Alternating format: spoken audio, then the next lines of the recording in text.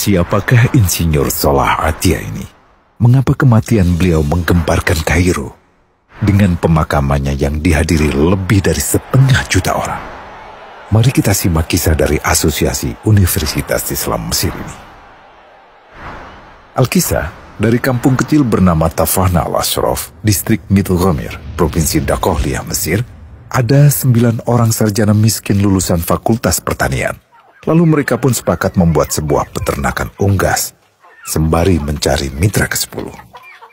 Namun mereka terbentur modal, maka dengan sekuat tenaga mereka kumpulkan dari hasil menjual tanah, perhiasan istri, hingga meminjam. Meski tidak banyak terkumpul, namun mencukupi untuk memulai usahanya. Pertanyaan tersisa, siapa mitra yang ke-10?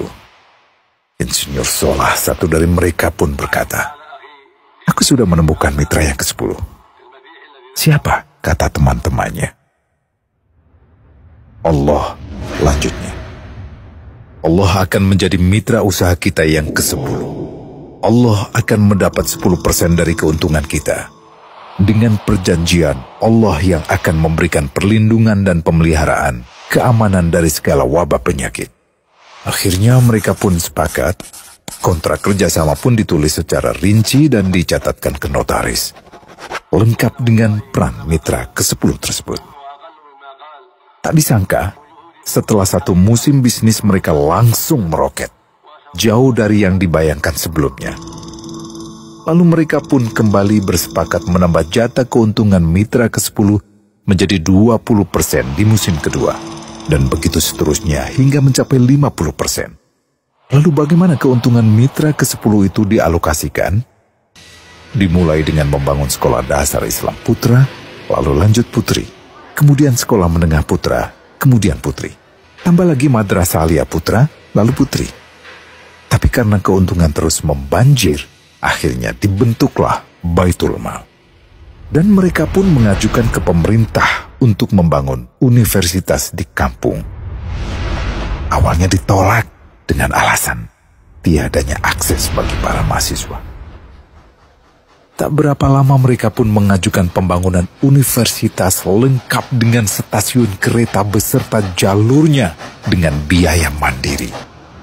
Akhirnya permintaan ini disetujui, dan pertama dalam sejarah Mesir berdirilah sebuah universitas di perkampungan kecil. Semakin berkembang, dibangun pula fakultas kedua, ketiga, keempat hingga asrama putri dengan kapasitas 600 kamar. Lalu asrama putra dengan 1.000 kamar. Tiket kereta api pun digratiskan untuk memudahkan transportasi menuju kampung tersebut. Tak cukup hanya itu, dibangun Baitul Mal berikutnya hingga hilang kemiskinan di daerah tersebut. Dan program ini diduplikasi ke kampung-kampung lain hingga bisa dikatakan tak ada kampung yang disinggahi Insinyur Solah kecuali akan dibangun Baitul Mal untuk warga. Bantuan pun diberikan untuk fakir miskin dan para janda. Pemuda pengangguran pun dilatih untuk mengelola perkebunan sayur hingga mandiri, bahkan sampai bisa mengekspor ke negara tetangga. Pada saat panen raya, seluruh penduduk dikirimi paket sayur. Di hari pertama Ramadan diadakan buka puasa bersama untuk seluruh penduduk desa. Mereka memasak dan hadir ke lapangan yang dipenuhi beraneka makanan. Disiapkan juga perabotan untuk gadis-gadis yatim yang ingin menikah. Dan ini semua merupakan sedikit dari banyaknya kebaikan yang dilakukan oleh Insinyur Solah. Hingga pada akhirnya disepakatilah keuntungan perusahaan 100% untuk Allah. Insinyur Solah yang awalnya adalah salah satu mitra usaha berubah menjadi karyawan Allah. Dia hanya menerima gaji, namun dia memberikan Tuhannya syarat agar membuatnya hanya butuh kepadanya dan hanya meminta kepadanya. Inilah sosok Insinyur Solah Atia, aktor utama kisah menakjubkan ini. Keikhlasannya membuat ia sama sekali menolak terkenal di media massa. Dan kini, meski orang yang melibatkan Allah ke dalam bisnisnya ini telah wafat, terbayang seluruh amal jariahnya yang selalu mengalir untuknya. Masya Allah. Pertanyaannya, akankah ini hanya menjadi sebatas kisah saja?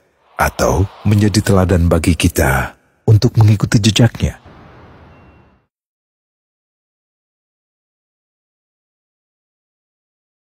Global Wakaf dari Global Islamic Philanthropy.